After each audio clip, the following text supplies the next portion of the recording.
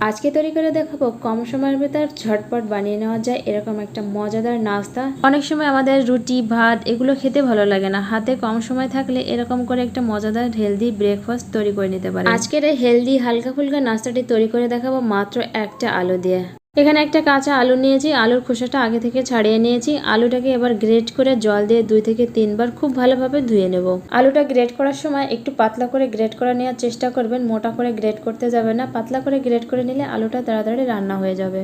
এবার এর সাথে দিয়ে দিচ্ছি পেঁয়াজ কুচি। আমি এখানে একটা মিডিয়াম সাইজের পেঁয়াজ কুচি করে নিয়েছি, তার সাথে দিয়ে দিচ্ছি ক্যাপসিকাম কুচি, দিয়ে দিচ্ছি 2 চামচ টমেটো কুচি, টমেটোর পরিমাণটা এখানে কম দেব। দিয়ে দিচ্ছি কাঁচা লঙ্কা কুচি। ঝালটা নিজেদের পছন্দ মতো কম বেশি বাড়িয়ে নিতে পারেন, যে যেমন ঝাল খেতে পছন্দ করেন। স্বাদ মতো নুন দিয়ে দিলাম।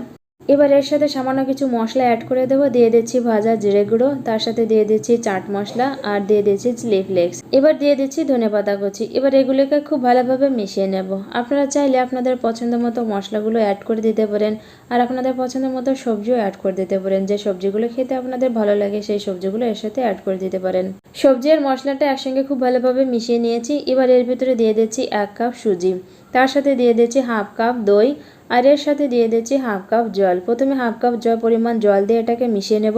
এবার এগুলোকে খুব ভালোভাবে মিশিয়ে নেব। আগে থেকে একসঙ্গে বেশি পরিমাণে জল দেওয়া যাবে না, তাহলে ব্যাটারটা একদম পাতলা হয়ে যাবে। আর এই ব্যাটারটা একদমই পাতলা করে বানানো যাবে না, তাহলে নাস্তাটা খেতে একদমই ভালো লাগবে না, বেশি নরম হয়ে যাবে। মোটা দানার সুজি হলে জলের পরিমাণটা বেশি লাগবে। এখানে 1/2 কাপের থেকে একটু বেশি পরিমাণে জল লেগেছে। এবার এটাকে 10-15 মিনিট ঢাকা দিয়ে রেখে দেবো। 10-15 মিনিট পর চলে এলাম। এবার এখানে দিয়ে দিচ্ছি 1/2 চামচ পরিমাণে বেকিং সোডা। এবার এটাকে মিশিয়ে নেব। আর এই নাস্তাটা অবশ্যই কিন্তু নন স্টিকের প্যানেই তৈরি করতে হবে। প্যানটা গরম হয়ে গেছে, দিয়ে দিচ্ছি পরিমাণ মতো তেল। আর তেলটা গরম হয়ে গেলে এর উপরে দিয়ে দেবো ফোড়নের জন্য গোটা জিরে, সরিষা আর দিয়ে দিচ্ছি কারি পাতা।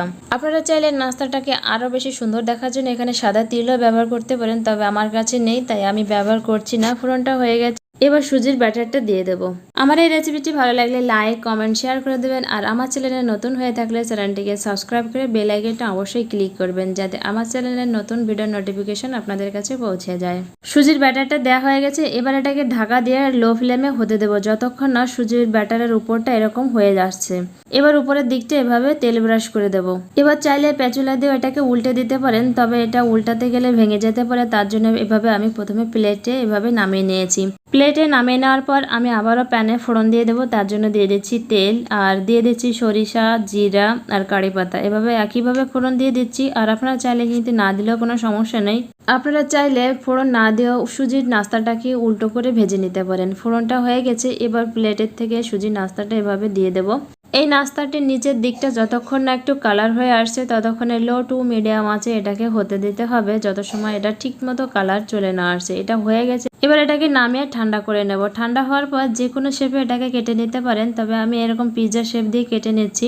এভাবে আপনারা চাইলে ঝটপট কম সময়ের ভিতর সকালের ব্রেকফাস্টের জন্য তৈরি করে নিতে পারেন। শুধু সকালের ব্রেকফাস্টে নয়, বিকেলের হালকা ফুলকা খিদে মেটানোর জন্য কিন্তু এই নাস্তাটি তৈরি করে নিতে পারেন।